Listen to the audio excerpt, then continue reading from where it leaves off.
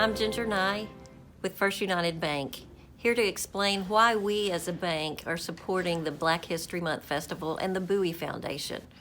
We're all about extending love and impacting people and spending life wisely, which really means spending your soul wisely and doing the kinds of things that need to be done. It's a weird world we're living in. We need to extend love wherever we can.